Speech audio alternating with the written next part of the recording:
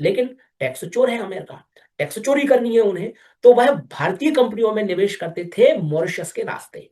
उनका कहना था कि मॉरिशस में हम रहते हैं, मॉरिशस की भारत के साथ ट्रीटी है, तो भाई साहब हम पर टैक्स नहीं लगेगा, भारतीय शेयर्स खरीदो, प्रॉफिट में बेचो, पूरा प्रॉफिट निकाल के भाग जाओ, टैक्स ना चुकाओ सरकार को। इस प्रकार अमेरिकी फंड हाउसेस भारतीय गरीब का हक मारते थे, भारत को लूटते थे। अब मोदी राज्य में यह संभव नहीं है। कोर्ट केस चला, सालों से चला। अब कोर्ट ने भी कह दिया है, सुप्रीम कोर्ट ने भी कह दिया है कि भारत में ऑपरेट करने वाली किसी कंपनी में अगर मॉरिशस के रास्ते से भी निवेश होता है तब भी टैक्स लगेगा। ऐसा नहीं होगा कि कोई कंपनी जाए मॉरिशस में, एक फर्जी ऑफिस खोल दे, एक चपरासी बिठा दे और निवेश करे। प्रॉपर ऑफिस होना चाहिए, अधिकारी बैठने चाहिए, लोग काम करें, तब उन्हें मॉरिशस का लाभ मिलेगा। अब भाई साहब ऑफिस में मॉरिशस के लोग काम ही नहीं कर रहे हैं, पैसा आया अमेरिका से, लगा भारतीय कंपनियों में, सिर्फ रास्ता चुना उन्होंने मॉरिशस का टैक्स चोरी करने के लिए। तो भारत सरकार का कहना है कि इस तरह की टैक्स चोरी भविष्य में नहीं चलेगी।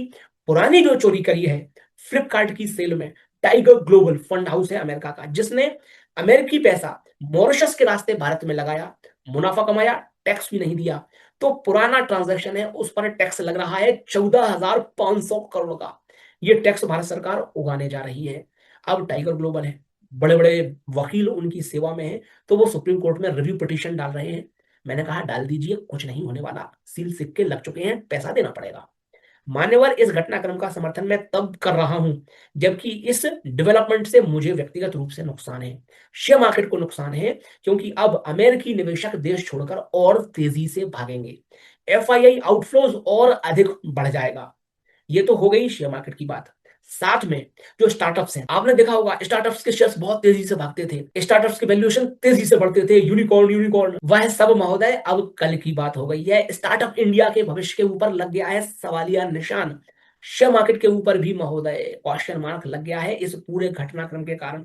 नुकसान हुआ है हम लोगों को, लेकिन देश का भला है। मोदी साहब देश की प्रगति में इसी प्रकार लगे रहेंगे, ऐसा मेरा पक्का विश्वास है।